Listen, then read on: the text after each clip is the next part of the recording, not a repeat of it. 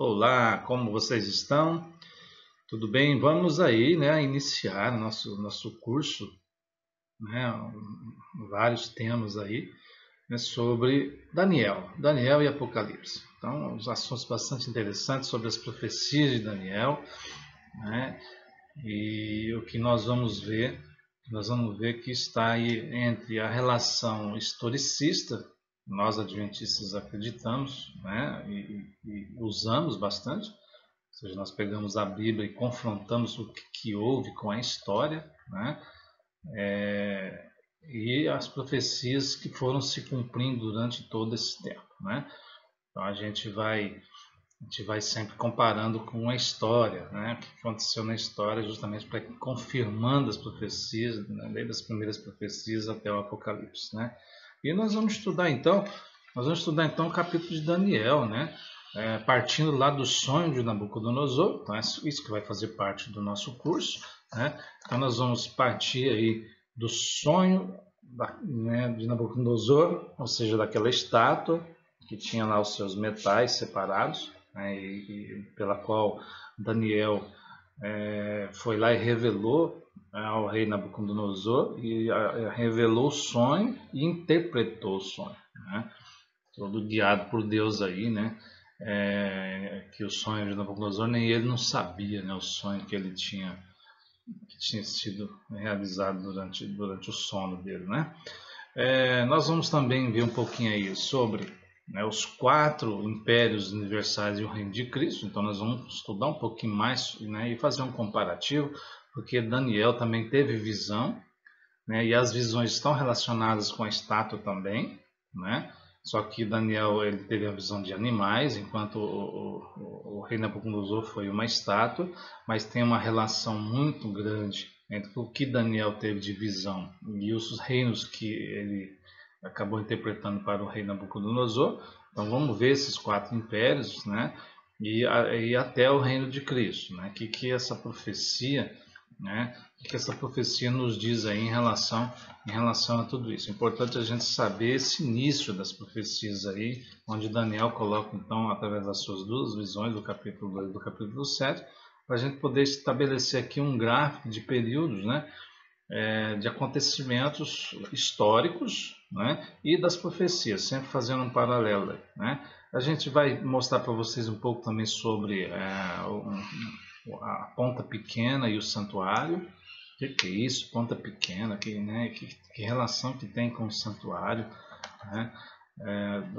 Em cima das profecias de Daniel. Né? Por que Daniel citou lá no capítulo 8, né? A ponta pequena surgindo aí, o que é isso? E depois nós vamos começar então a estudar as 2.300 tardes e manhãs, né? Ou seja, os 2.300 dias ali que falam em Daniel, né? Os dias estabelecidos, né? Estabelecidos aí para o reino, né? Todos os acontecimentos aí dentro desses 2.370 dias, né?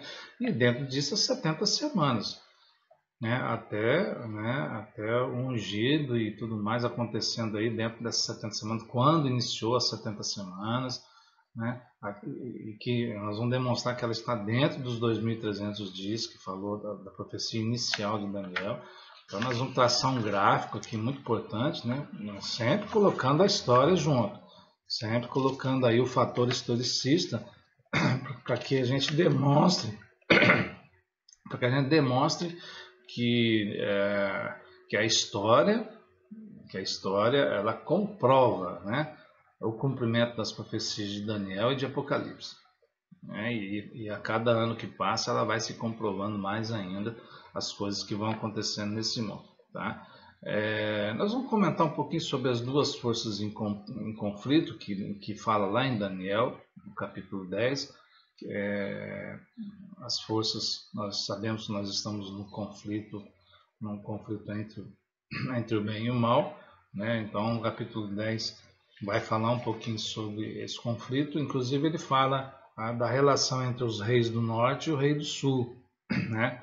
Rei do norte e rei do sul. O que aconteceu nesse período, né? Que a gente estuda muito pouco sobre a relação, mas ali houve Ali houve estratégias, mas estratégias dos reis, né, um atacando o outro, se uniram, depois né, se atacaram também, uma guerra incrível ali, envolvendo aí generais, envolvendo um monte de pessoas aí, né, e um monte de reinos aí, né? Então o rei do norte, o rei do sul, vamos conhecer um pouquinho aí, né, do capítulo 11 em relação a isso, ao rei do norte e ao rei do sul, para a gente poder entender um pouquinho desse fator histórico, né? Vamos dar só uma pincelada nesse caso aí, né, para não entrar muito em profundidade, né? Mas vamos dar uma pincelada para a gente entender por que foi inserido esse capítulo aí, né? E inclusive no capítulo 12 falando do tempo do fim, né? O capítulo 12 vem trazendo para nós, o capítulo 12 de Daniel, ele vem trazendo exatamente o tempo do fim, e ali ele cita os 1290 dias e os 1335 dias. A gente tem que entender, né, que esses dias proféticos que Daniel foi citando, 2300 tardes e manhãs, e o santuário será purificado, as 70 semanas, e dentro das 70 semanas vem o ungido, né? Aí depois foram dados aí para o povo, né, a perseguição em cima do povo de Deus em termos de 1290 dias.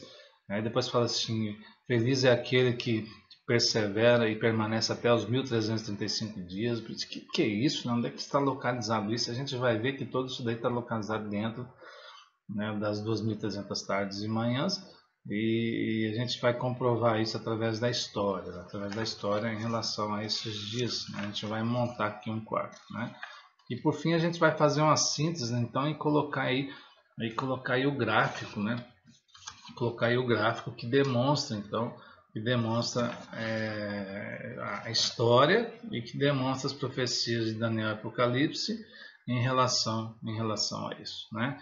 Então a gente vai escrever primeiro aqui, né? A gente quer demonstrar para vocês primeiro aqui o fator histórico, né? Lá do rei, né, Nabucodonosor, né, do rei Nabucodonosor, quando ele teve aquele sonho, né? Ele sonhou lá, vamos desenhar aqui, ele sonhou lá uma estátua, né? Olha aí, vamos desenhar a estátua aqui, tá aqui a estátua, seus bracinhos aqui, né?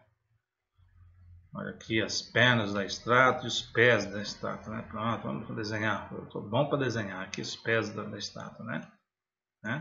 Então, tá aqui a estátua, aqui, ó. Isso é um desenho muito bonito, né? Aqui a estátua do rei Nabucodonosor, onde ele sonhou. E a gente tem que saber então o que Daniel interpretou. Ele chegou no rei Nabucodonosor, tu sonhou com uma estátua, pô.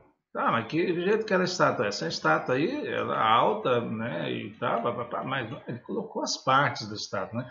Falou, essa estátua ele tem uma cabeça de ouro, né? A cabeça dele é de ouro.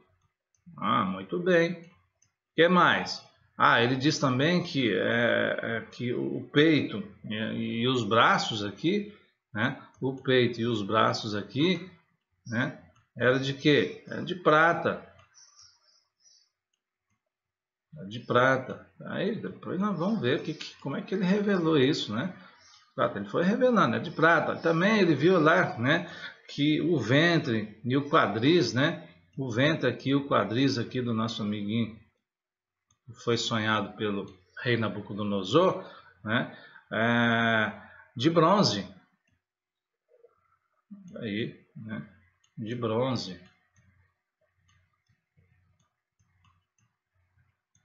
Nós vimos aí o ventre com material de bronze, né?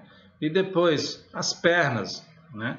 As pernas, ele falou assim, um outro metal, que é justamente o ferro, que é o ferro. E os pés, né, o pezinho do nosso amiguinho aqui, né, os pezinhos do nosso amigo aqui, ele foi representado, né, pelo ferro também, né, pelo ferro também. Só que uma mistura de ferro mais barro. Olha aí que legal, né? E como ninguém tinha revelado isso ao rei, né? Nem mesmo o rei se lembrava do sonho. Ele falou assim, eu preciso de alguém que faça pelo menos eu lembrar do sonho, né? Aí Daniel foi lá, orou a Deus e Deus revelou para ele, vai lá, o sonho de Nabucodonosor foi esse. Aí quando ele começou a contar ao Nabucodonosor, ele foi lembrando, né? Então a gente chegou ao rei e falou assim, tu sonhou com uma estátua, essa estátua era de ouro, prata, bronze, ferro, né? Ferro e ferro mais barro, né? E também sonhou que tinha uma pedra atirada nos pés do barro aqui, uma pedra. Então nós temos uma última coisa aqui, ó. Não está na estátua, mas faz parte da visão, né? Então ele colocou lá uma pedra não feita ou não enviada por mãos humanas, né? Não feita por mãos humanas, uma pedra aqui, né? Que foi atirada aos pés dessa estátua e foi o quê? E foi estabelecido um último, né? Último reino aqui, né? Então nós vamos falar dos reinos aqui, então, né? A pedra atirada aqui nos pés é a última parte dessa visão que ele teve. Aí o Daniel falou assim: olha, agora vamos interpretar. Né? Eu te dei a revelação, é assim que você sonhou, só que agora eu preciso saber da interpretação, o que significa isso. Aí Daniel falou: ok, vamos lá então. O ouro é o quê? O ouro, né? O ouro é a Babilônia, é o reino. Então, tudo isso que você sonhou, as partes da estátua são reinos que serão estabelecidos, né, conforme vai passando o tempo. Né? E o primeiro reino aqui, estabelecido aqui pela estátua, é o próprio reino de Babilônia.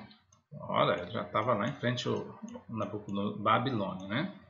Então está aqui, Babilônia. Então foi o quê? O primeiro reino estabelecido ali no sonho, Babilônia no sonho, de Nabucodonosor. E a gente sabe que esse reino aqui, ele ficou estabelecido, né, entre 605, vamos colocar as datas aqui para a gente ter o fator histórico, né? 605 até o ano de 539, antes de Cristo. Antes de Cristo, lá nos anos que aconteceu isso daí, onde Daniel estava lá, né, exilado, né, o povo foi exilado e ficaram 70 anos ali dentro, né, do reinado de Babilônia, e Daniel, então, um servo de Deus, ele acabou tendo essa visão. Né? O segundo reino, aí ele diz, olha, será estabelecido o segundo reino, né? E esse reino aqui é representado pelo braço e o peito, olha, são duas coisas aqui, ou seja, são os medo-persas. São os medo-persas. Peraí, por que Medo-Persa? Por que não só o Persa, por que não só os medos? Né?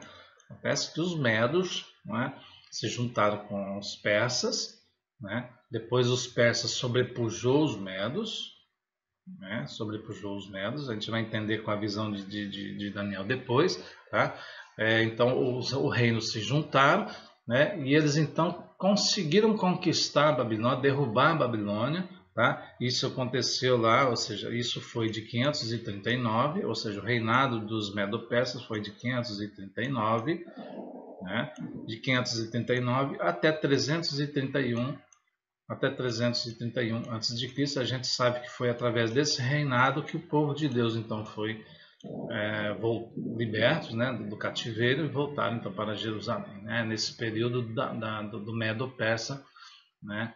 E a Bíblia mostra isso daí muito bem, tá? Aí vem lá o terceiro reino. Depois do Medo-Persa aparecerá um terceiro reino, né? Ou seja, o reino da Grécia. Aparecerá alguém aí, né? O reino da Grécia. A gente vai ver depois o fator histórico, né? Então, o reino da Grécia foi estabelecido aí após o Medo-Persa. Eles conquistaram então o reinado, né, de 331. Vamos lá, vamos colocando as datas historicistas, né? Nós somos historicistas, de 331 até 168 a.C. Então, olha só o reinado, né? 168 a.C., o reinado dos Medo-Persas. Foi todo esse período aí, né? Olha que interessante, né? Depois veio o quê? O quarto reinado, né? Que é as pernas, né? As pernas de ferro. As pernas de ferro foi Roma. Olha aí, Roma. Roma ficou estabelecida entre 168. Olha quanto tempo Roma ficou no poder. Poder de ferro, poder de forte, tá? Poder aí que matou muita gente aqui, viu? Roma, para se estabelecer, ela conquistou vários locais ali, né, que a história mostra. né? E 168 até 476, olha só, até 476 depois de Cristo. Todo esse tempo aqui, né? Deixa eu falar dele, né? Não descer, mas tudo bem. 168 até 476 depois de Cristo. Olha só quanto tempo Roma ficou estabelecido pela sua força de ferro, né? Até que chegou um ponto que Roma foi invadida, né, pelas tribos bárbaras, né? Ou seja, as nações foram divididas aqui, né? Ou seja, foram divididas aqui, vamos colocar aqui, ó, nações divididas, né? As nações divididas. Nações divididas. Aqui ele não coloca exatamente quais são essas nações divididas, né? Divididas. Ele não coloca nem quantidade, nem nada, né? Divididas. Mas a gente supõe que, olha só, nações divididas. Quantos dedos tem os pés, né? 10. Ele acredita, então, a gente acredita que a profecia que já está relacionada com os pés, porque tem 10 dedos, né? Então são 10 nações aí, divididas aí, tá? E por final a pedra, né? A pedra onde seria o último reino estabelecido, que é o reino de Deus. Então essa reino de Cristo, né? Por fim, o reino de Cristo, né? Essa pedra não feita por homem, ou seja, ela foi lançada por mãos não humanas, quer dizer, da onde veio essa pedra, né? Que atinge isso aqui e destrói tudo isso. Por que ferro e barro, né? Ferro e barro a gente sabe que não dá liga, eles não se juntam. E a profecia ali diz que serão divididas, mas nunca serão, né, ajuntadas, né? E a profecia lá do verso 43, né, o ferro não se mistura com o barro. Lá no verso 43 do capítulo 2, diz muito bem isso, que o ferro não se mistura com o barro. E ele fala assim que misturar-se-ão apenas em quem? Mediante casamento. Olha só que profecia essa que o Daniel colocou ali, hein? Olha, vai ser dividido aqui em 10 nações. Eles né, se dividirão em 10 nações. Só que eles nunca poderão se juntar. A não ser por quê? A não ser por casamento. O que aconteceu na história? O que aconteceu na história em relação a isso? Né? Então eu vou contar um pouquinho da história para você saber por isso que a gente é historicista. Para a gente entender que cumpriu essas promessas aí, que cumpre até hoje. Né? A gente sabe que na época, né, uma jovem duquesa, só para vocês terem, a jovem duquesa Maria de Borgonha, né, ela casou-se, né, com Maximiliano de Habsburgo, né, duque da Áustria, olha só. Então os dois se casaram. E mais tarde, né, Sacro Imperador Romano, duque da Áustria. Então a jovem duquesa Maria de Borgonha casou-se então aí com um austríaco, né, e mais tarde um Sacro Imperador Romano. O seu filho Filipe I, né, herdeiro, né, dos domínios aí que a gente chama dos domínios maternos de Maria de Borgonha, casou-se com a princesa Joana, aquela chamada de Louca, né, filha dos reis lá da Espanha. Olha só, né? Isabel e Fernando. Os reis Isabel e Fernando, né, tinha uma filha chamada Joana Louca e casou-se com quem? Com Filipe, que era herdeiro lá da Áustria, né? Desse casamento nasceu o famoso Carlos V, né, conhecido aí pela história, né, senhor de vários estados, inclusive, na época, entre os quais, né, os Países Baixos, a Áustria e a Espanha, nações essas que se odiavam umas às outras, olha só, né? Para ter uma harmonia ali, houve esse casamento, né? Aí, se a gente for contar um pouquinho mais da história aqui, vamos só para vocês terem uma ideia, né? De que realmente essa ferro mais barro seria somente mediante, né, casamento, está cumprindo a profecia, né? William II da Alemanha é primo em primeiro grau de Jorge V, né, e a sua mãe Vitória era irmã do pai de Jorge Eduardo VII da Inglaterra.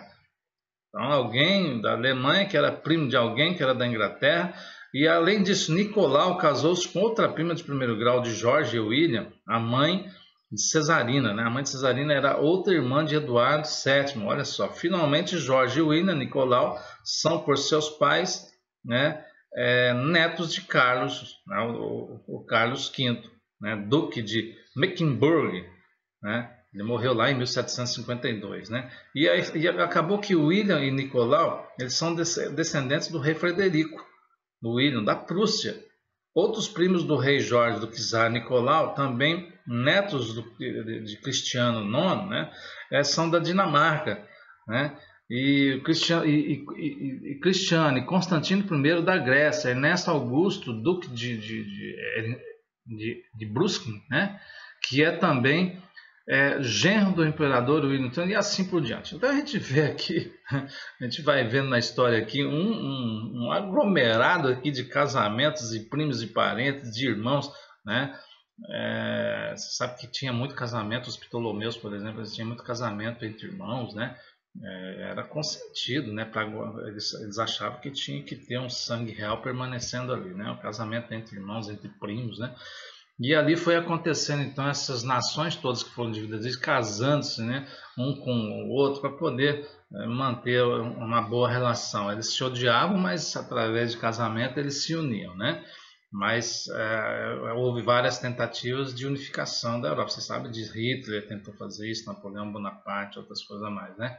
Então a gente vê que a tentativa de unificar a Europa ali é muito complicado, né? Então jamais vai acontecer isso, porque isso é profecia, né? Não vai acontecer mesmo, né? A não ser por casamento, como mostrou aí, como mostrou a profecia de Daniel, né?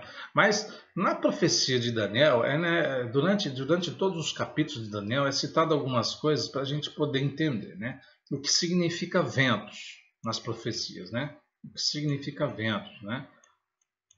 Você vai ver muito das profecias falando em ventos. Ventos significa o quê? Significa agitação política, né, sobre a terra, né?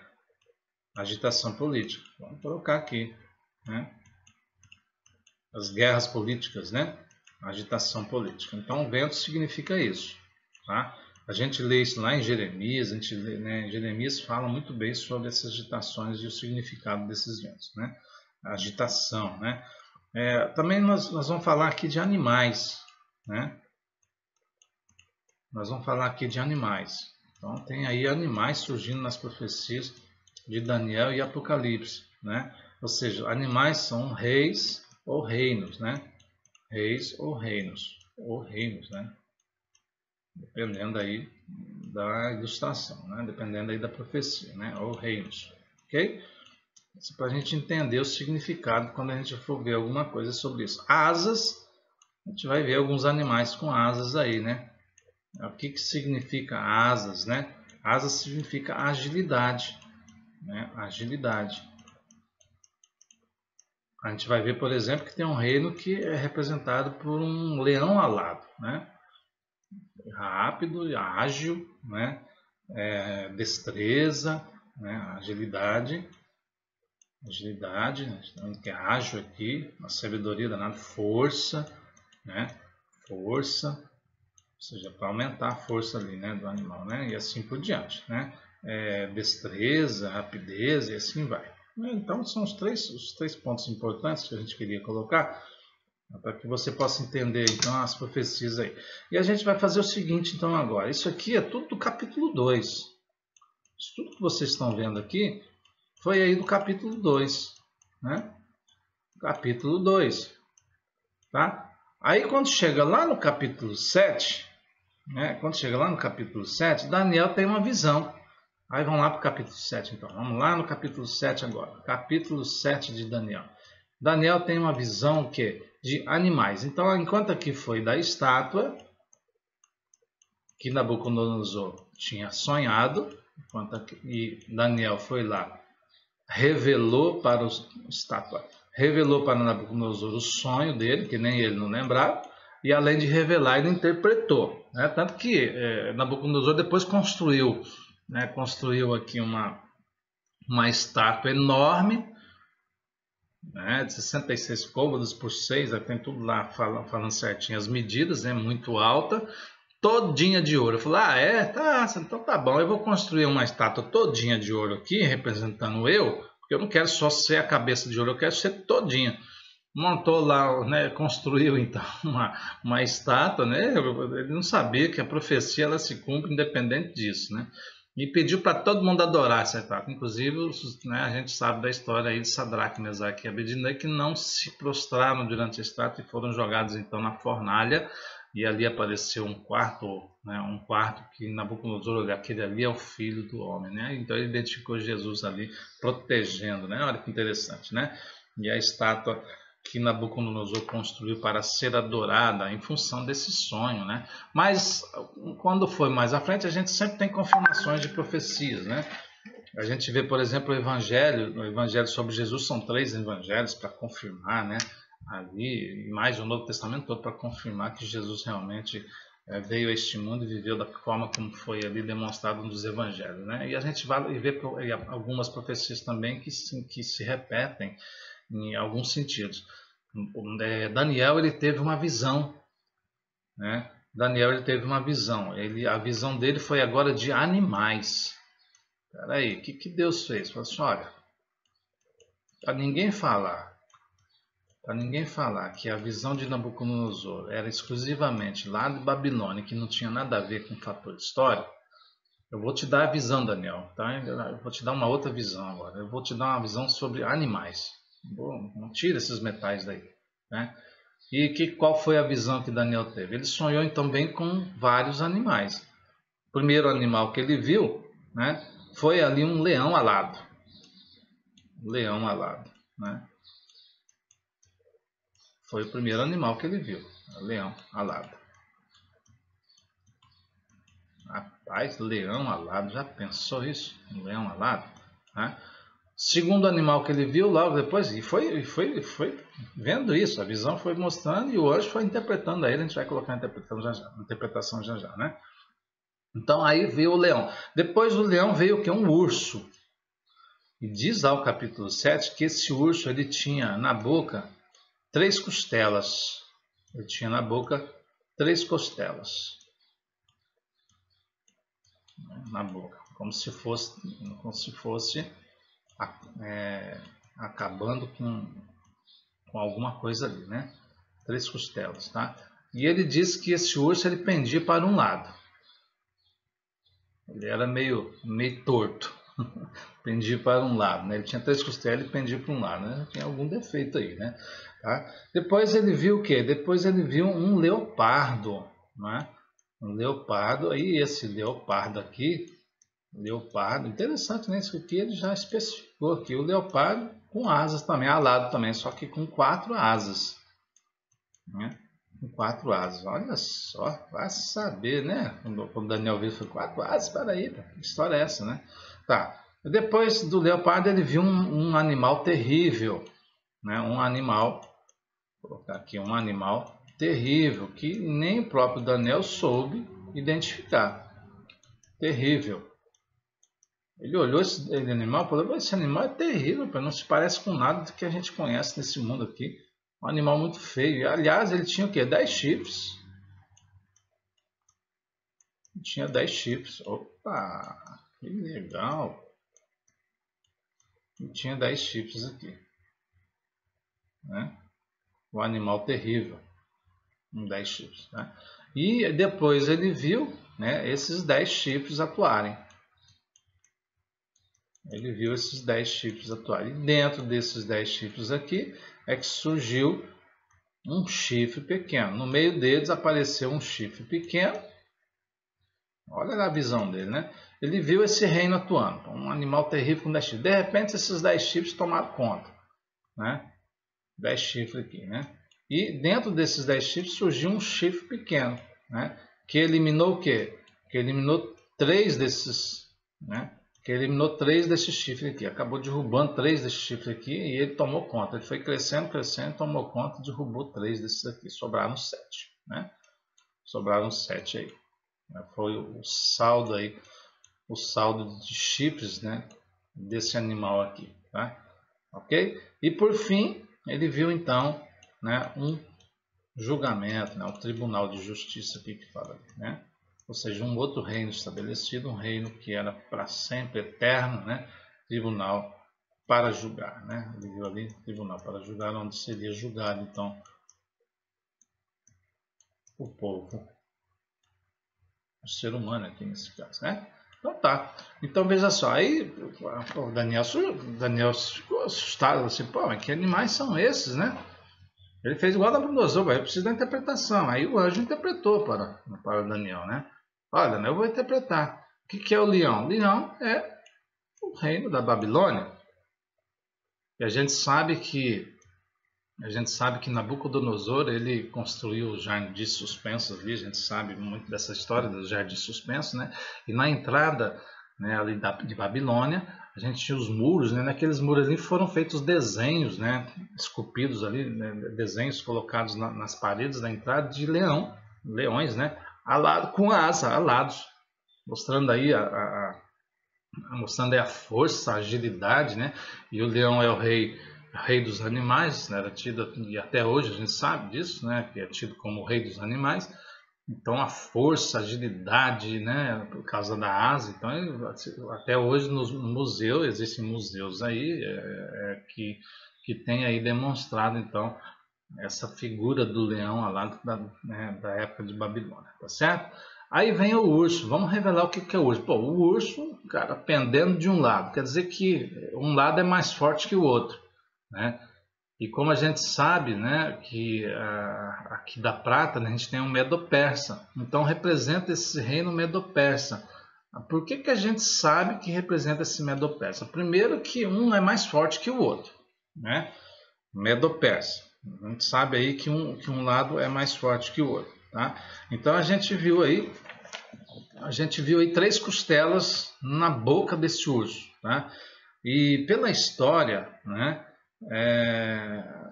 onde diz o verso 5 lá do capítulo 7, devorando muita carne, né? Ou seja, o que aconteceu? Esse urso aqui ele teve algumas conquistas, ou seja, os Medo-Persas, né, teve algumas conquistas importantes. E entre essas conquistas, as 3 mais importantes, né, eu vou colocar aqui embaixo. A primeira conquista dos Medo-Persas, né, foi o da Lídia, né, a conquista da Lídia.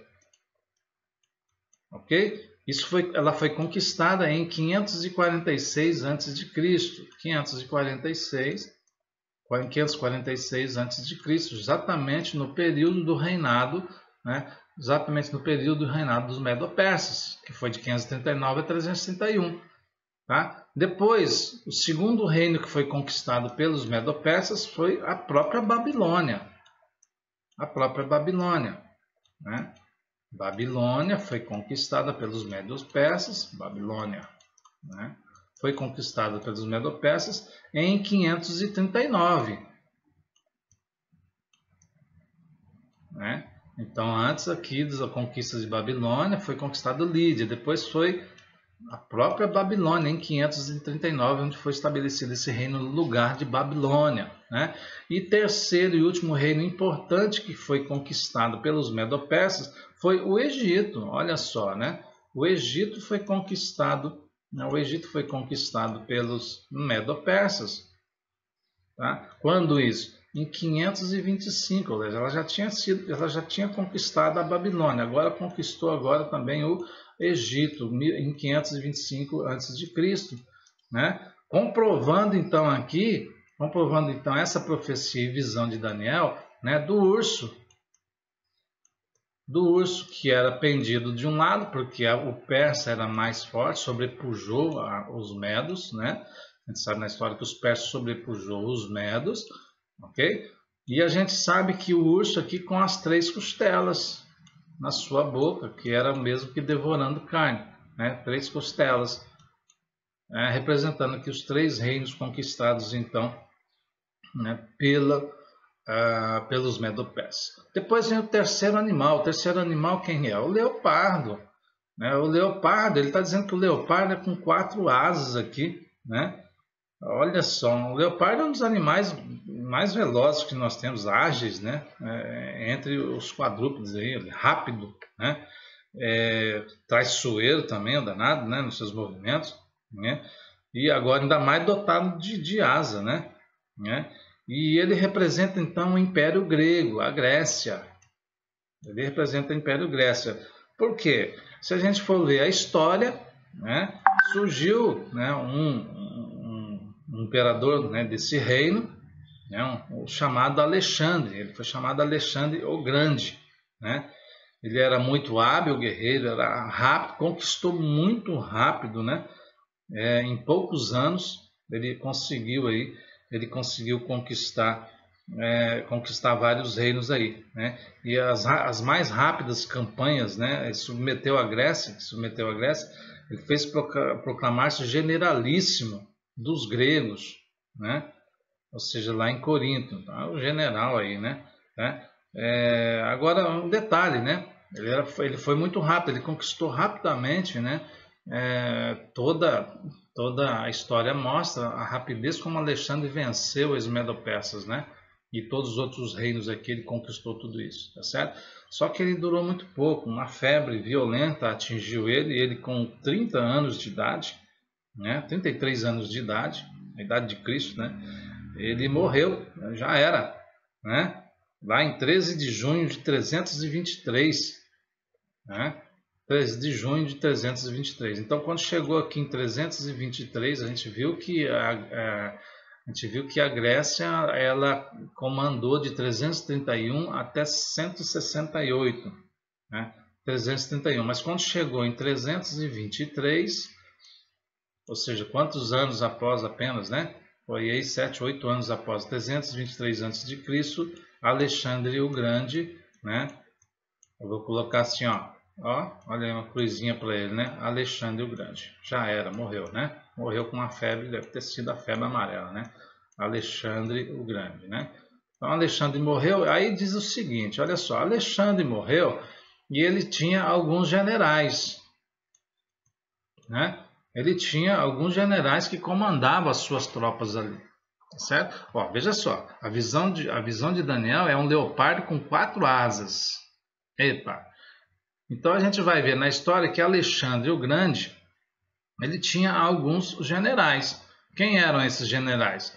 Os Pêrdicas, o Crateno, Ptolomeu, Seleuco, Antígono, o Lisímaco, o Antíprafo, o Eumenes, o Demétrio, o Polipercon, Cassandro, etc. Ele tinha aí vários generais, né? Só para vocês terem uma ideia, alguns sucessores de Alexandre aí, né? Só que eles guerrearam-se uns com os outros, né? Após a morte de Alexandre, uma guerra terrível aí, né?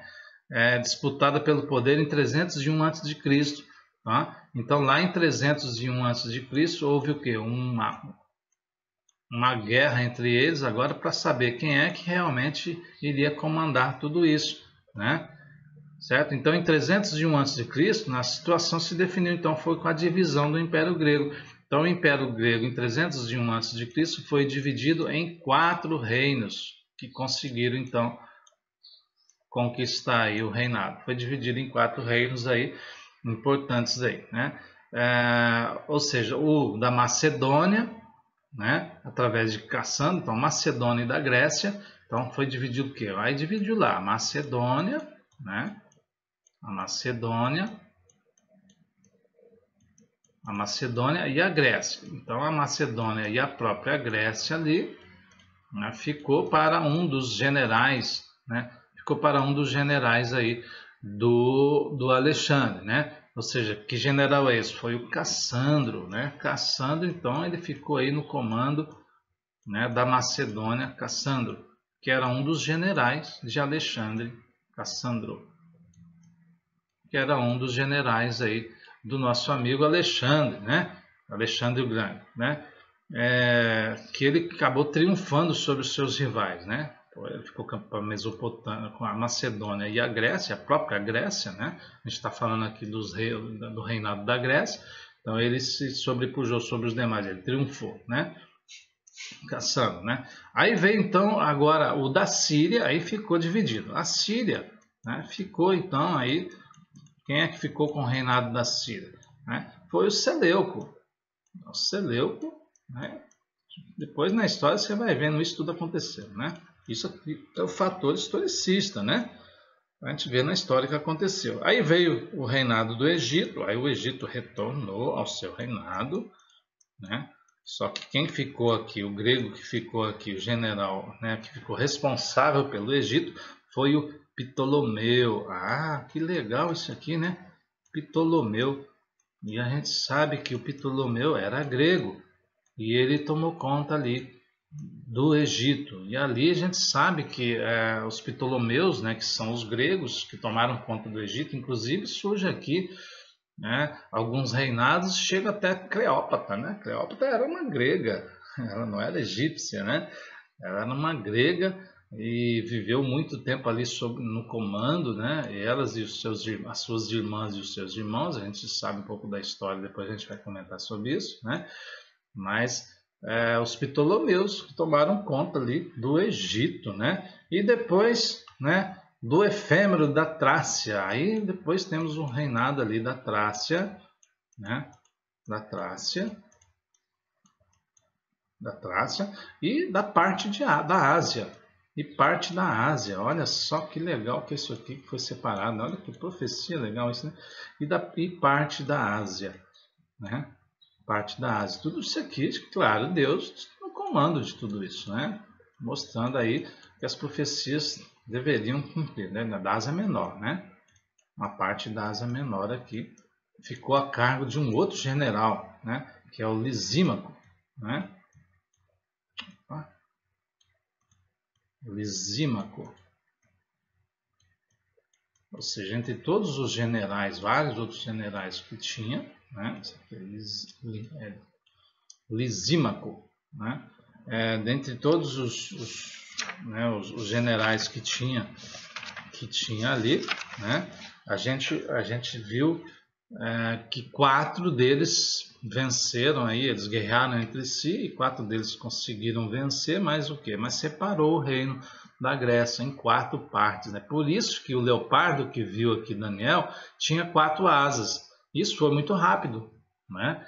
Foi 301, ó, 323, ou seja, 22 anos depois, 22 anos para se estabelecer esses reinos, né? Então, quantas guerras aconteceram ali entre esses generais que eu falei para vocês aí, mas em 301, dentro ainda do reinado da Grécia, porque a Grécia ela ficou reinando até 168.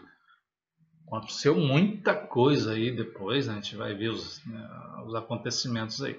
Mas o leopardo representando então o Alexandre o Grande, leopardo muito rápido, surgiu um reino muito rápido, e ele foi rápido mesmo, que com 33 anos, né? Com 33 anos ele veio a morrer, e então estabeleceu os 4 reinos aí. Bom, continuando então aqui, continuando agora um animal terrível, né? Que é o 4º animal aí do versículo 7 e 8 que fala Daniel. Né? Esse quarto animal, ele não é mencionado o nome dele na Bíblia, né? Daniel também o desconhecia, né? Só que o profeta ele pôde observar algumas características, né? E ele observou que era muito espantoso, né? Um animal com 10 chifres, né? Ou seja, um animal muito feroz, feroz em poder, inclusive lá no verso 19 ele fala isso, né? E também ali do chifre pequeno, né, que fazia guerra contra os santos. Olha só, né? Ele diz que esse chifre pequeno aqui fazia guerra contra os santos, né? Olha o chifre pequeno fazendo guerra contra os santos, né? Então vamos colocar aqui, ó. Olha quem é que guerreou contra os santos, ó. Guerra contra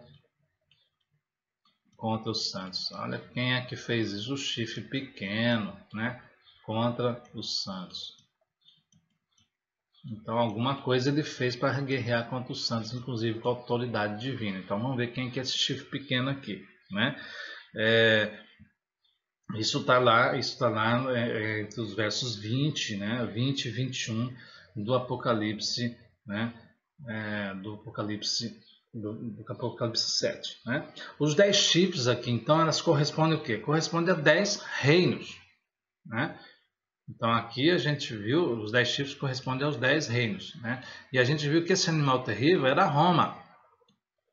Roma, ferro, uma força enorme. Olha quanto tempo ela, né? Então ela entrou com poder de ferro realmente, né? Destruindo, matando e impondo, né? Um monte de coisas aí, né?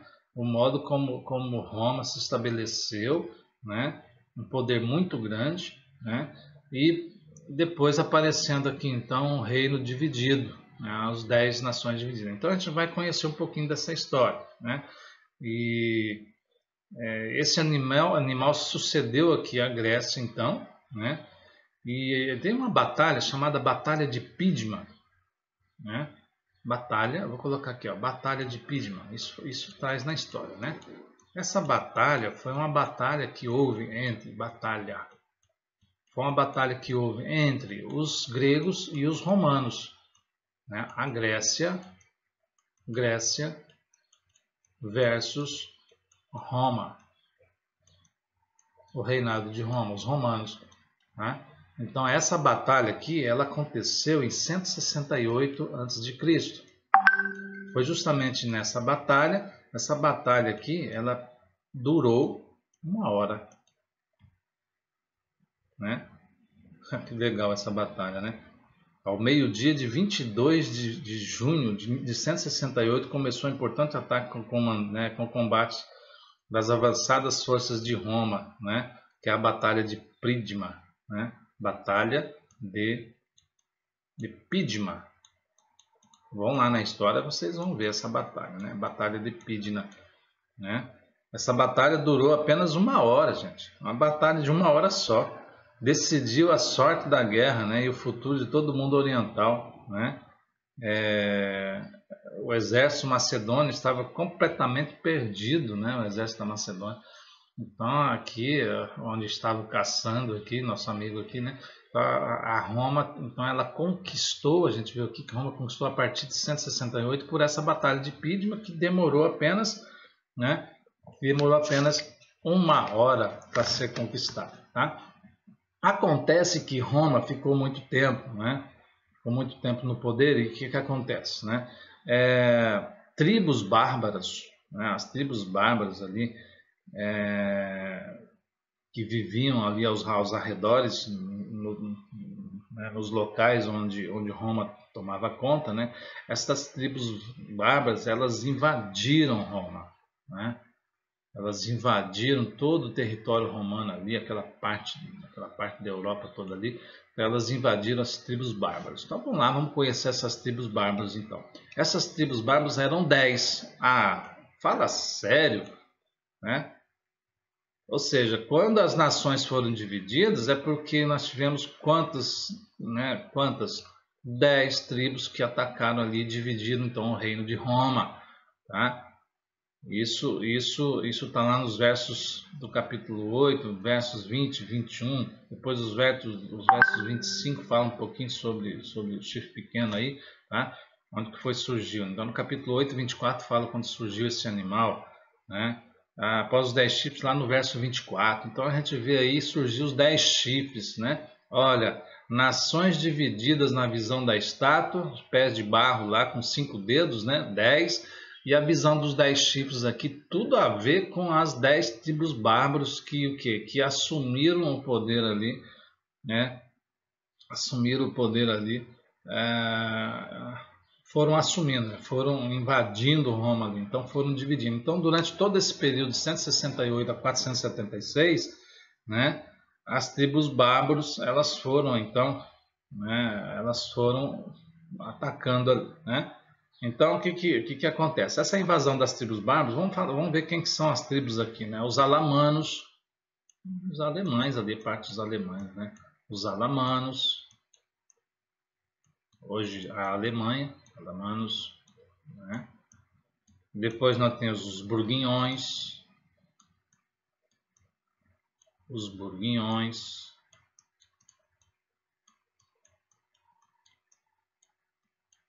os burguinhões. Qual outra tribo que nós tínhamos? Os francos, a França aqui, né? Os francos. Os francos, opa, né? Os francos da França aí, né? representando a França aí. Possivelmente os burguinhões da Espanha, né? Depois os érulos,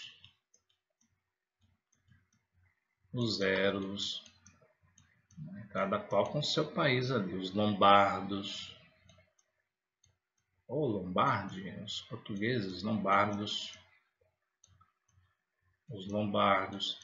Aí vem os ostrogodos, olha só, né? Os ostrogodos, vou colocando aqui os ostrogodos. Aí vem depois dos ostrogodos os suevos. Olha aí onde apareceu, né? Suécia e tudo mais ali, né? Suevos. Depois veio os saxões. Os saxões. Olha quais são as tribos que invadiram Roma ali, né? Os vândalos. Vou colocar aqui os vândalos.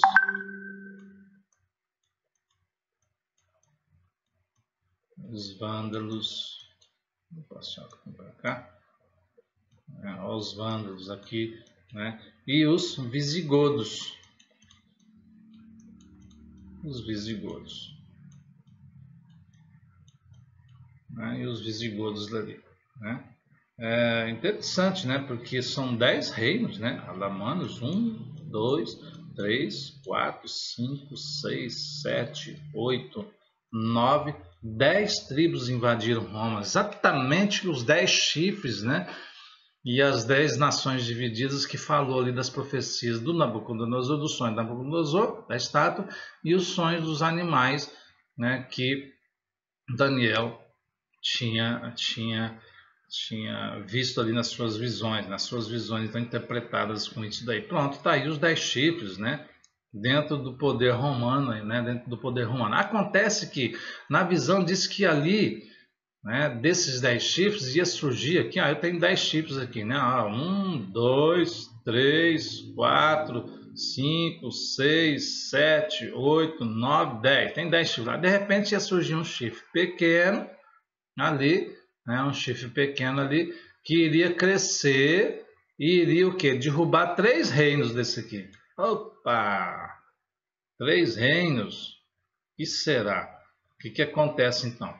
Este chifre pequeno aqui, ele representa Roma. Esse chifre pequeno aqui, em relação aos outros chifres grandes, em relação aos outros 10, né? 3, 4, 5, 6, 7, 8, 9, 10. Pronto, tá aqui os 10. Aí no meio desses chifres grandes aqui surgiu um pequeno que foi crescendo.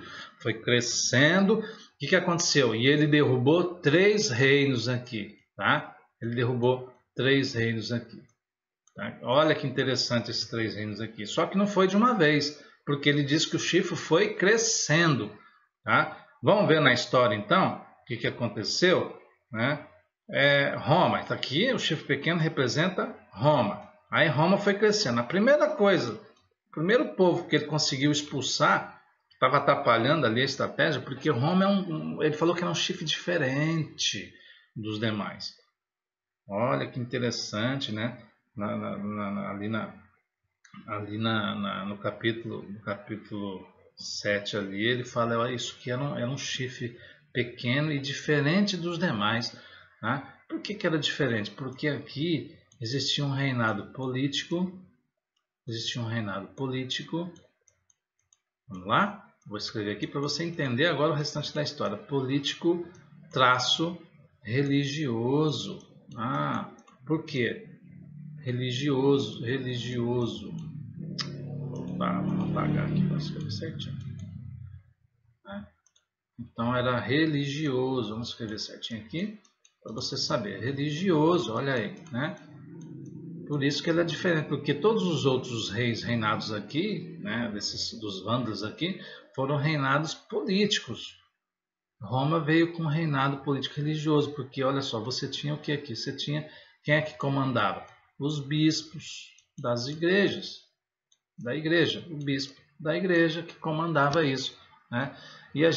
Só que é o seguinte, Roma viu que tinha povo atrapalhando ali o trabalho dele, né? Ainda mais pela região ali. né? Tinha povo atrapalhando. O que ele fez? Bom, vamos ter que expulsar esse povo. Aí quando foi em 493, depois de Cristo, né, após Cristo, né, tem AD aqui, né, o que aconteceu? Ele expulsou quem? Os Hérodos. Conseguiu expulsar de Roma os Hérodos. Houve uma expulsão desse povo aqui, né? Os Hérodos. Então aqui, né, os Hérodos já era Hérodos, né? Tá? Aí tá, mas ainda tinha um povo atrapalhando aí os bispos, né? Tinha um povo atrapalhando os bispos aí. Então aí em 534 após Cristo, eles conseguiram expulsar de Roma, ou seja, Roma conseguiu expulsar, né? Quem? Os vândalos. Sai fora daqui, né? Os vândalos. Os vândalos foram expulsos de Roma, tá? Em 534 depois de Cristo, tá? Mas ainda tinha um povo atrapalhando, né? Ou seja, Roma estava crescendo, foi crescendo e chegou ao ponto que ele expulsou mais um povo. Quem era?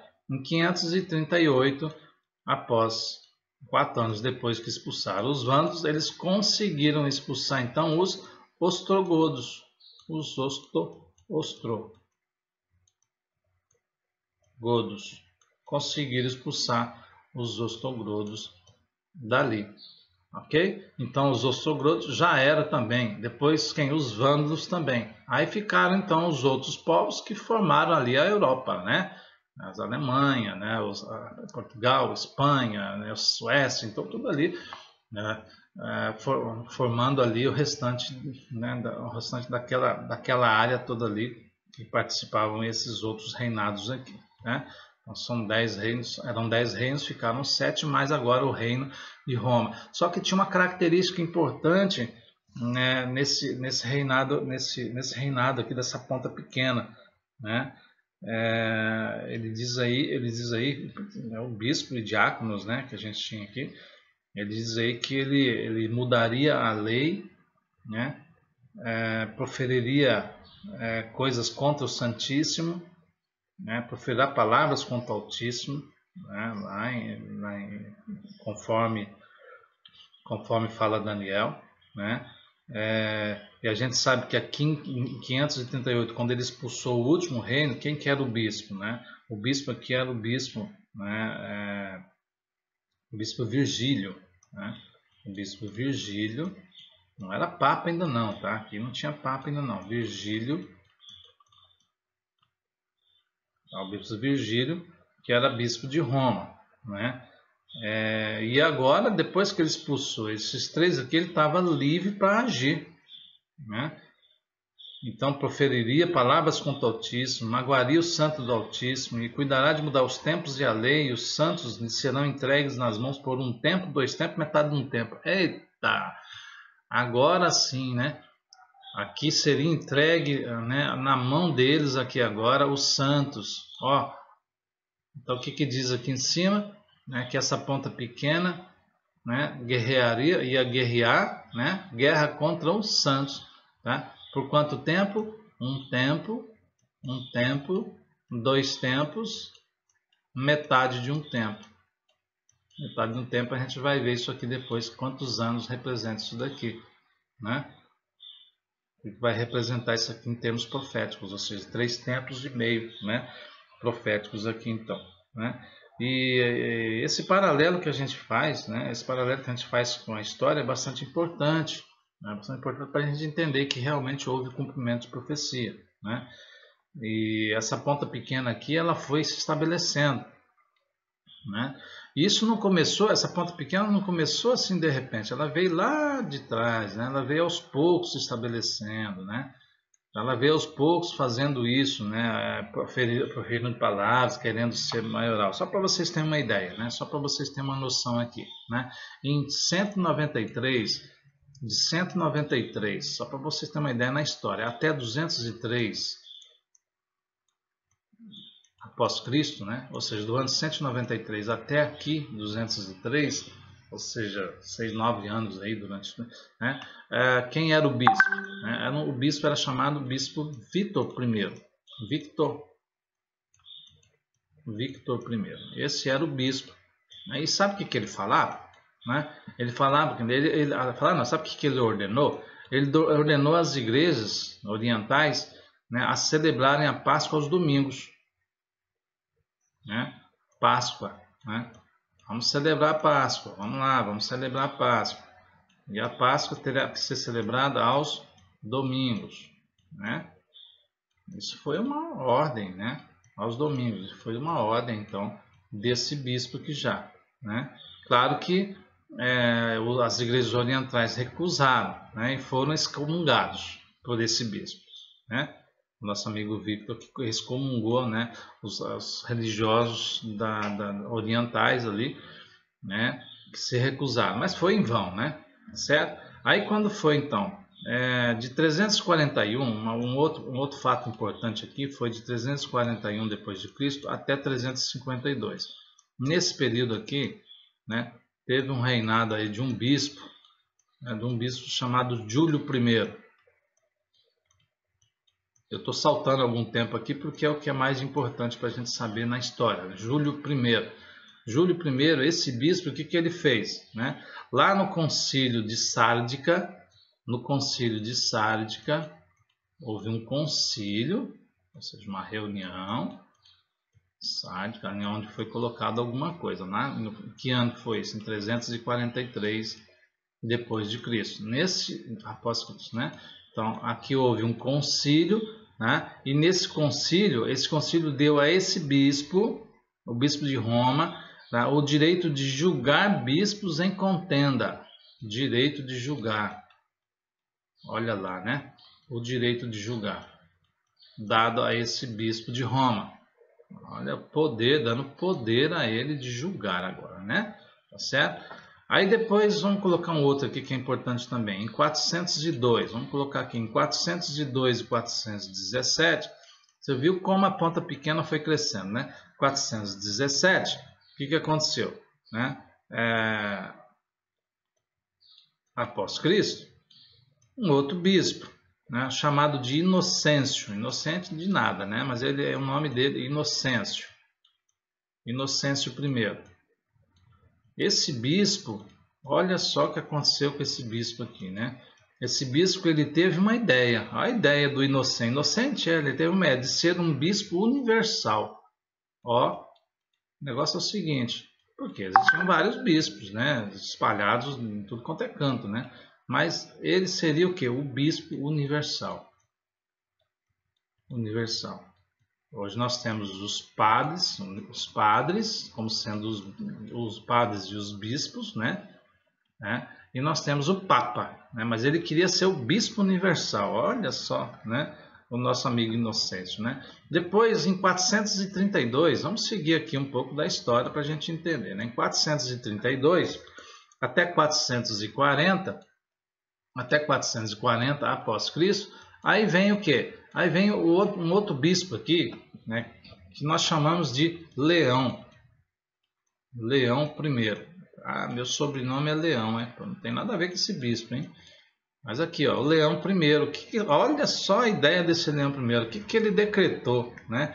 Ele decretou ser supremo o bispo de Roma. Bom, Inocêncio já falou de bispo universal, agora aqui um bispo supremo. Epa, peraí, bispo supremo aumenta o poder. Supremo em todas as coisas, inclusive de ordens políticas, né? Bispo supremo, né? Foi o concílio, nós chamamos o concílio de Calcedônia. Foi nesse concílio que se definiu isso, Calcedônia. Ser o bispo de Roma, um bispo supremo. Calcedônia. Quando foi isso? Lá em 451 a.C. Isso nós estamos tirando da história, para vocês terem uma ideia de como é que foi crescendo a ponta pequena, né? 451, tá? Isso foi nesse concílio, né? Ele igualou, né? Ou seja, ele igualou o bispo de Constantinopla ao bispo de Roma. Olha só, né? Leão V ele igualou o bispo de Constantinopla, né? Constantinopla, uma guerra de poder ali que é brincadeira, né? De Constantinopla ao bispo de Roma, né? Ele deixou igualitário ali o poder dos bispos de Constantinopla, então, né? Só que lá em 498, vou colocar um outro aqui, 498 a 514, em pouco tempo depois, né? O bispo aqui chamado Símaco, olha aí, né? Símaco, né? Ele falou aí, né? O que ele falou, esse nosso amigo bispo aqui, né? Símaco? Ele falou por Eunódio, né? Ele falou através de Eunódio, que também era outro bispo de Roma, Eunódio, né? Ele falou por intermédio de Eunódio que o pontífice romano foi constituído juiz no lugar de Deus. Ah, rapaz, juiz no lugar de Deus. Ou seja, ele colocou que o bispo romano aqui ele poderia então julgar no lugar de Deus. Juiz, pronto, no lugar de Deus. Está se completando no lugar de Deus. Está se completando a profecia onde ele dizia aí que proferirá palavras contra o Altíssimo, aguará os santos do Altíssimo e cuidará de mudar os tempos e a lei, né, e os santos lhe serão entregues. Olha só, né, no lugar de Deus. Ou seja, blasfêmias, né? Apocalipse fala que ele faria blasfêmias, né? E falando, julgando o lugar de Deus, sendo representante de Deus na terra, aquela coisa toda, né? Isso foi o Símaco que fez isso, né? Lá em 498, 514. Depois, mais para frente aqui, em 532 até 535, né, quem comandou aí foi um outro bispo. Então, assim, depois de Cristo, né, teve um outro bispo chamado João II. Ó, João II. Ok? Esse João II, né, Justiniano, chamado de Justiniano, o nome dele é João II, eles são cheios disso, né? Ele reconheceu ser ele a cabeça de todas as igrejas, né? Olha só, né? Cabeça de todas as igrejas. Superior a todas as igrejas, né? Cabeça de todas as igrejas. Então, olha só o que aconteceu no fator histórico de todas as igrejas. E assim, todas as igrejas, né?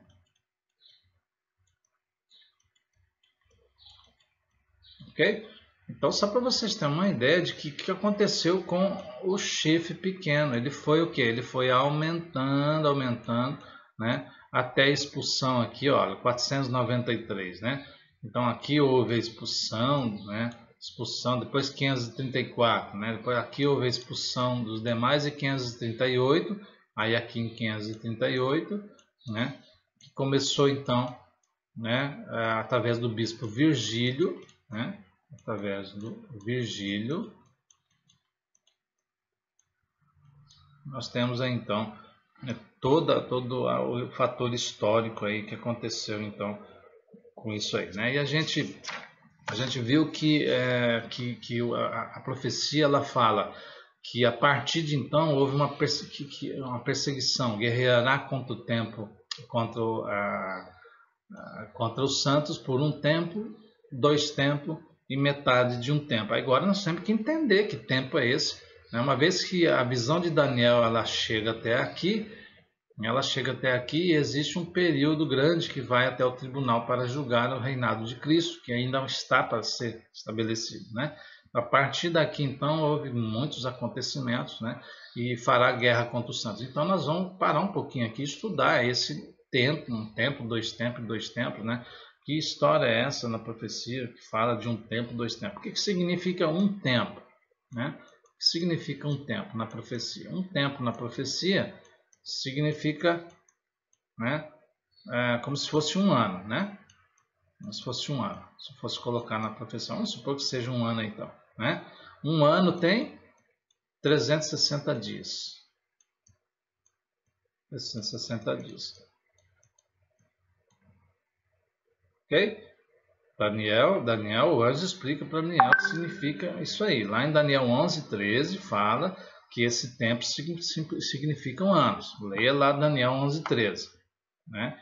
Por isso que a gente pode fazer isso, tá? Dois tempos. Então, nós temos dois tempos. Vamos lá. Dois tempos significa, então, 2 anos. 2 anos, nós temos, então, quanto aqui? 720 dias.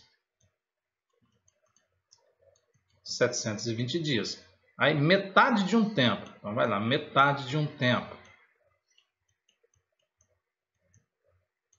Significa metade de um tempo? Meio ano. Metade de um ano. E metade de um ano vai dar o quê? 180 dias.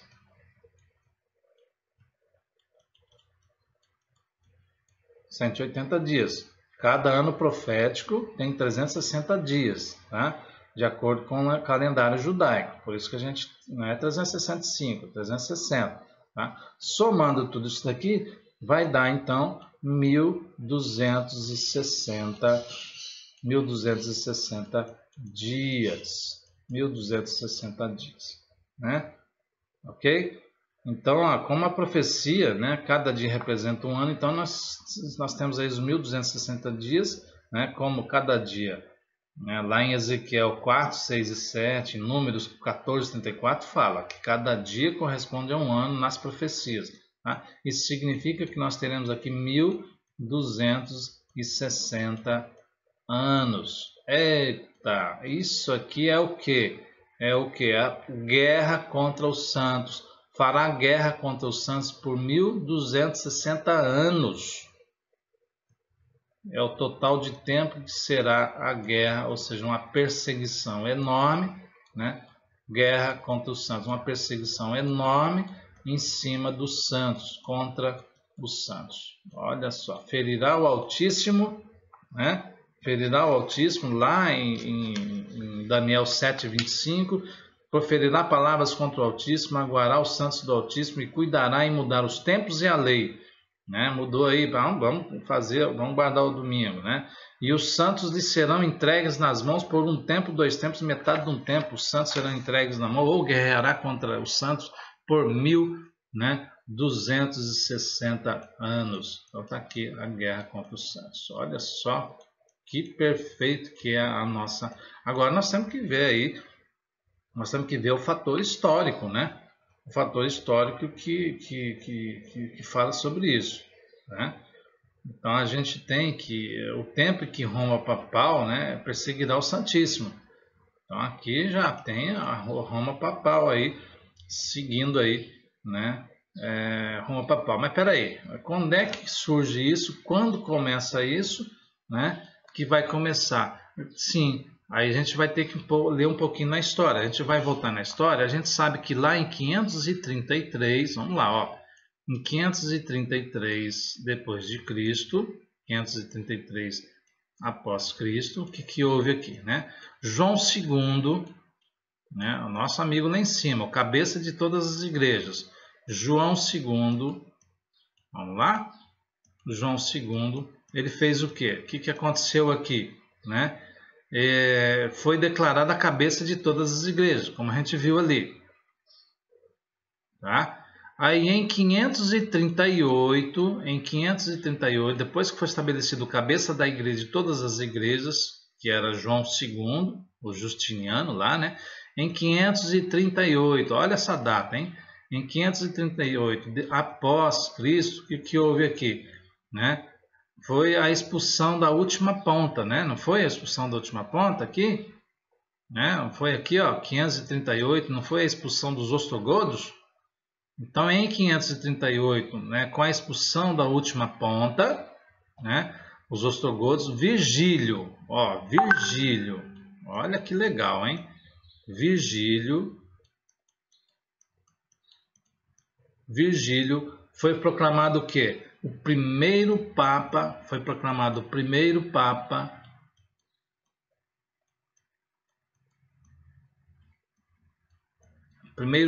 com jurisdição temporal, por um tempo, né?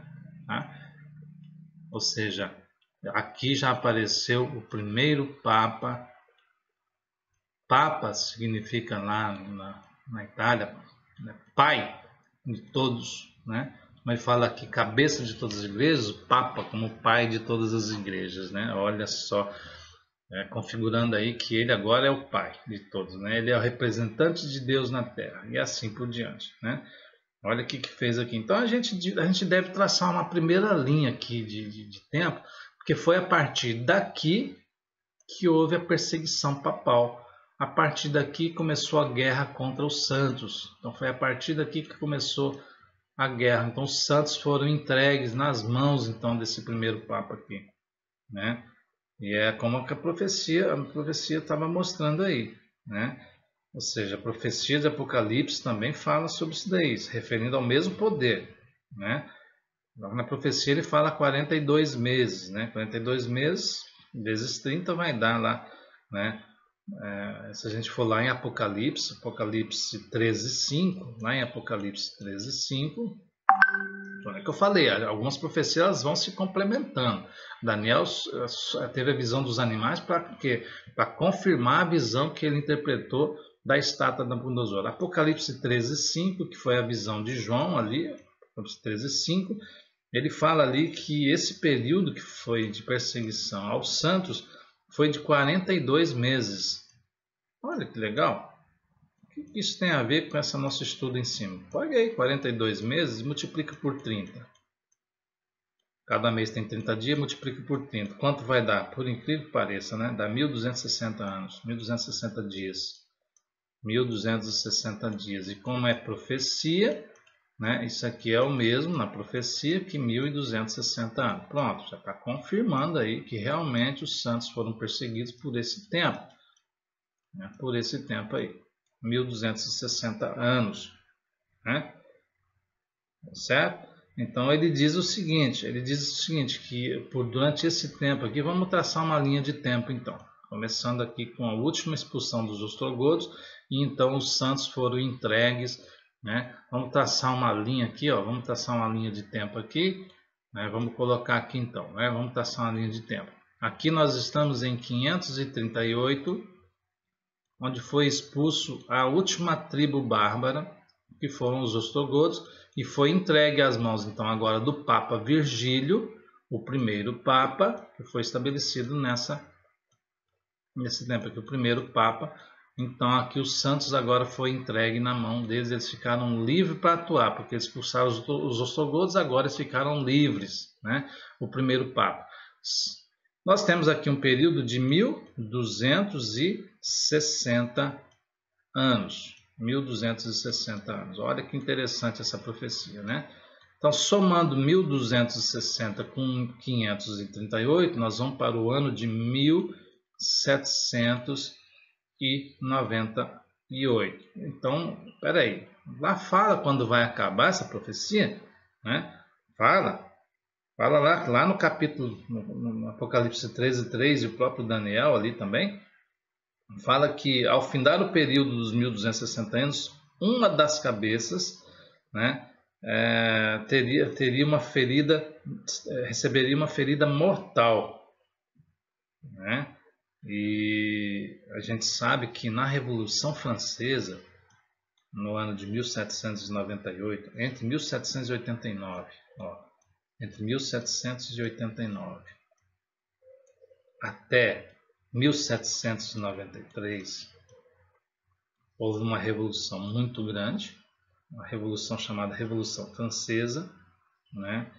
E o que aconteceu ali? O general Berthier, de Napoleão Bonaparte, prendeu o Papa, né? Ou seja, a França, né, agora ela bania a religião, né? Tanto que a França ficou 3 anos sem religião nenhuma, sem nada. Depois ela viu que não era para ficar sem religião e voltou, né? Ela colocou a razão humana aí, né? No lugar, a gente sabe na história que no lugar, né, ela representou a religião agora por uma mulher, né, que foi colocada na Catedral de Notre Dame, né, em Paris, né? E Napoleão Bonaparte, né, ampliou as fronteiras aí da França, invadiu outros países, né, a própria Itália ela invadiu, né, mandando prender o Papa, né? E foi através do general Berthier que prendeu o Papa, né? Ou seja, isso ocorreu em 15 de fevereiro de 1798, né? Quem era o Papa aqui na ocasião? O Papa Pio VI. Era o Papa Pio VI que estava aqui nessa ocasião, né? Ele foi preso e foi deportado para a França, né? Foi deportado para a França. E ali na França, ele acabou morrendo aí no exílio ali na França, né? Morreu pouco tempo depois. O papado, então, a gente diz, então, cumprindo a profecia, o papado aqui recebeu o quê? Uma ferida mortal. Acabou com o papado aqui. Ou seja, foi o final dos 1260. Bate certinho com a história. Que fabuloso que é isso, né? Bate certinho com a história. Então, a perseguição dos santos durou de 538 até 1790. Então, a Santa Inquisição, tudo. Ó, quantas pessoas morreram aqui, né? Foram milhões de pessoas que morreram aqui nesse período de perseguição papal. Impondo coisas que não eram de acordo com os ensinamentos bíblicos, né?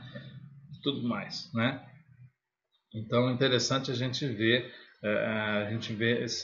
esse paralelo, né? Esse paralelo que a gente faz com a história, né?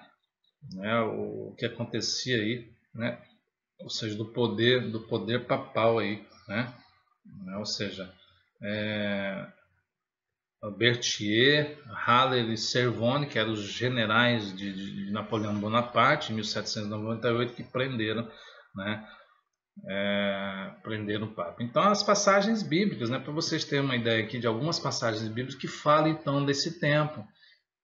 Eu sempre falo, as profecias elas vão se complementando, né? Você vai ler na Bíblia, ela vai citando um ponto para o outro. Por exemplo, em Daniel 7:25, né? Aí você vai lá em Daniel, né? Daniel 7:25, o que fala Daniel 7:25? Você vai lá e lê que em Daniel 7:25 fala que um tempo, dois tempos, metade de um tempo, ou seja, 1260 anos, né? Quando a ponta pequena deveria proferir palavras contra o Altíssimo, destruir os santos do Altíssimo e cuidar de mudar os tempos e as leis, né? Mudou a guarda do domingo, mudou os tempos também lá, incluindo, né, o calendário judaico lá, né? Em Daniel 12:7 agora, vamos lá para o capítulo 12, ó. Em Daniel, versículo 7, ele fala da mesma coisa, um tempo, dois tempos foi estabelecido, um tempo, metade de um tempo, dois tempos, né? Aí ele teve a visão de um homem vestido de linho, né? E explicou que os acontecimentos mencionados nos primeiros versos do capítulo, tá? Então repete aqui a falar desse tempo, dois tempos. Lá em Apocalipse 11:2, lá em Apocalipse 11, versículo 2, vamos colocando aqui para você poder acompanhar, né? Depois na Bíblia, né? Foram dados 42 meses. Aqui foi um tempo, dois tempos, metade de um tempo. Aqui falou de um tempo, dois tempos, metade de um tempo. Então aqui falou em 42 meses. Ali fala dos 42 meses, né? Os gentios, os inimigos do povo de Deus, né? Cristãos apostatados, que também são considerados gentios, eles perseguiram os cristãos, né? Aqui mencionados como Cidade Santa, né? Ou seja, 42 meses, os 1260 anos lá. Aí você vem lá em Apocalipse 11:3. Aí você vem Apocalipse 11, o versículo 3, né? Ali diz exatamente 1000, para não gerar dúvida. Será que é isso mesmo? Então pronto, Apocalipse vai e coloca então 1260 dias de cara. Pronto, para você não ficar com dúvida, ele coloca lá que 1260 dias, nessa passagem aparece, né, o número 1260. Pronto, né, claramente. Durante os 1260 anos de intolerância religiosa, né, as duas profetisas que representavam o Velho e o Novo Testamento, fala ali, né, que profetizaram, né, ficaram vestidos de luto, né, então Antigo e o Novo Testamento, por causa dessas perseguições, né. milhares de Bíblias, inclusive, né? Porque fala que ficou de luto, né? Porque a gente sabe que na França, né, depois desse período, né, que conquistou, que derrubou o Papa aqui, a gente sabe que a Bíblia foi, né, exterminada aí, né? Foram queimadas, né? E as duas testemunhas, né, elas choraram, lamentavam, né, como dizem em Apocalipse, né? Aí vem Apocalipse, foram 3 anos de sem religião na França, né? Bíblias queimadas, né? Sem religião nenhuma. Depois eles viram que não é para ficar sem religião, que o povo já estava se corrompendo todo, né? Então aqui, no capítulo 12, o versículo 6, também fala abertamente dos 1260 dias, né? Ali em Apocalipse 12, 6 também fala de 1260 dias, né? Durante esse mesmo período, supremacia papal. Ele diz aqui que a mulher, ou seja, a mulher na Bíblia, profecia é a igreja, né? A igreja verdadeira e pura procurou refúgio e abrigo nas perseguições, escondendo-se nos lugares, né, ermos e solitários. A gente viu que durante essa perseguição o povo ia para as cavernas, né, e para outros, sumia dali, né? Tá? Apocalipse, só ler um pouquinho da história, né? Em Apocalipse 12, 14 agora, vamos lá, em Apocalipse 12, 14. Em Apocalipse 12, 14, também repete agora um tempo, 2 tempos, metade de um tempo, né? Olha aí o símbolo aí, um tempo, metade de um tempo. Durante esse período, Deus sustentou a sua igreja no deserto, né? E ela não morreu de todo, está falando ali. Durante esse tempo aqui, Deus sustentou o seu povo no deserto. E por último, Apocalipse, para vocês terem uma ideia do que aconteceu, Apocalipse 13, 5, vamos ver se cita alguma coisa aqui, 13, 5, diz ali de 42 meses, ele repete a falar em meses, né, 42 meses. Olha lá que interessante, né? 42 meses, que são os 1260 anos, e ele diz ali que foi o período de domínio papal, arrogâncias, pretensões indevidas, blasfêmias, perseguições e assim por diante, né? Então, de acordo com a profecia, nós temos esse mapa aqui, então, né? Partindo desde lá o rei Nabucodonosor, né? Desde a história mostrando aqui a queda de cada um, né? O que aconteceu com as tribos que invadiram Roma. 3 delas foram expulsas pela ponta pequena através dos bispos com o tempo. Ele fala que era diferente essa ponta pequena porque era político-religiosa, as outras não. E foi então crescendo aos poucos. Olha aqui, ó, Vitor estabeleceu o domingo, mudança das leis, né? Depois veio Júlio I, né, falando em julgamento, se colocar no lugar de Deus. E por último, Virgílio, aqui expulsando então aqui, né, as tribos bárbaras, né, as 3 tribos, né? Então a gente viu aí em 538 com a expulsão dos ostrogodos. E é justamente em 538 que esse Virgílio se tornou o primeiro papa, né? E ele fez guerra contra os santos. Aí fala a profecia então que essa guerra foi de 1260 anos. Quando terminou? Quando na Revolução Francesa, vou até escrever aqui para você não esquecer, na Revolução Francesa, né? A Revolução Francesa através de Napoleão Bonaparte, conquistando aí várias partes, né, da região, inclusive Roma, né? Tomou Roma, prendeu o Papa Pio VI, levou para a França, né, preso, e pouco tempo depois esse Papa morreu, ou seja, ele aqui encerrou então a supremacia papal, o domínio. Por isso que a gente fala aqui na profecia, né, é interessante, né, a gente vê aqui na profecia que esse Papa Virgílio, quando foi estabelecido como Papa, a gente fala na profecia que foi um Papa temporal. A supremacia papal, ela foi temporal mesmo, 1260 anos, só que ela durou, né? Porque é o cumprimento da profecia. Claro que depois ela ressurgiu, a gente vai ver depois o fator histórico do ressurgimento, então, do poder papal, que foi através de concílios, né? E a gente vai ver isso numa outra esfera, né? Então, nós vamos encerrando essa parte, né? Nós vamos encerrando essa parte aqui que mostrou todo o fator histórico, partindo do sonho de Nabucodonosor, né? Partindo lá de Babilônia, depois veio aí, né, os Medo-Persas, a Grécia, depois Roma, né? O que aconteceu com Alexandre e os 4 generais, também é um fator histórico importante, que é essa divisão aí. Depois a invasão das 10 tribos, que é os 10 chifres daquele animal terrível, né? Aqui Daniel teve a visão dos 10 tribos, né? As 10 tribos invadindo Roma, né? Invadindo o poder romano ali, né? Na região, né? E dentro desses 10 chifres surgiu uma ponta pequena que foi crescendo, crescendo e derrubou os outros. A gente viu aí o caminhar de tudo isso histórico, né? Então veja, a história ela mostra exatamente o cumprimento de profecia. Por 42 meses, ou 1260 anos, houve uma perseguição, né, enorme, muitas pessoas morreram, né? Os judeus ali sofreram muito com isso também, né? Então a gente viu aí a perseguição enorme aos cristãos, né?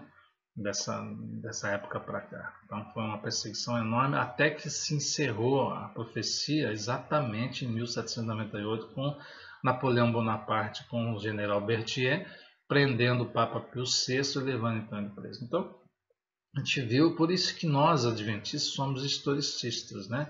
Nós estudamos a Bíblia, nós comparamos as profecias com o que acontece na história, porque a história é que vai mostrar realmente se a profecia foi cumprida, né? E por isso que você tem que estudar as profecias, né, com profundidade e saber que isso realmente ocorreu, que isso realmente se cumpriu. Não tem como você tirar a história fora do contexto bíblico, não tem jeito. Né? Se é uma profecia, cumpriu. Peraí, onde cumpriu? Vai lá na história, vai mostrar certinho a história. Inclusive com detalhes. Quando ele fala ponta pequena, ela foi crescendo. Você viu como os bispos foram crescendo, crescendo. Chegou um ponto que ele falou assim: agora eu sou representante de Deus aqui. Eu sou o cabeça de todas as igrejas. Pronto, agora vamos colocar um Papa Virgílio. Colocou um Papa. Papa significa pai. Pai de todas as igrejas. Né? Papa, na Itália a gente chama Papa de pai, né?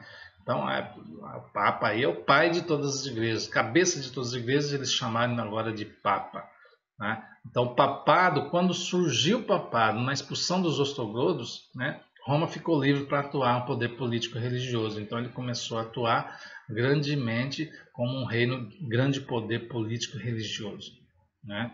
Veja que até então era um poder político. Então veio o poder político, eles viram que não tinha como, rapaz. Aí o poder político religioso surge forte, né? E foi até 1798 com a prisão do Papa Pio VI, que acabou então com a religião. A França tomou conta de tudo e a França falou assim: não quero mais religião aqui. Acabou, agora é poder político mesmo. Napoleão falou assim: olha, não tem mais religião aqui. A França ficou 3 anos queimando as Bíblias. 3 anos e meio queimando a Bíblia, como diz a profecia. E ficou em luto o Novo e o Velho Testamento, como diz a Bíblia ali, né? Por 3 anos, quase que a Bíblia foi exterminada, mas ainda bem que, né, o povo do deserto levou ali a Bíblia consigo e a Bíblia não foi terminada. Então, no próximo estudo nosso, né, fiquem atentos então, né, no nosso canal. No próximo estudo nosso, nós vamos falar sobre a ponta pequena e o santuário. Que relação é que tem a ponta pequena com o santuário que foi dado lá a Moisés, lá os hebreus, né, quando eles saíram do Egito, no deserto? Qual que é a relação dela com essa visão de santuário? Né? Por que a visão de Daniel ele fala lá de 2.300 tardes e manhãs e o santuário será purificado? Que isso tudo tem a ver com a ponta pequena. Então a gente vai ver também fator histórico. Sempre aqui a gente vai colocar o fator histórico paralelo a isso aí. Então que Deus abençoe você, que Deus possa te inspirar a ler o fator histórico e compreender essa profecia, o que foi acontecendo com o tempo. A gente vai chegar até um ponto, até hoje, né? A gente vai fazer todo o mapa. A gente começou aqui mostrando para vocês, né?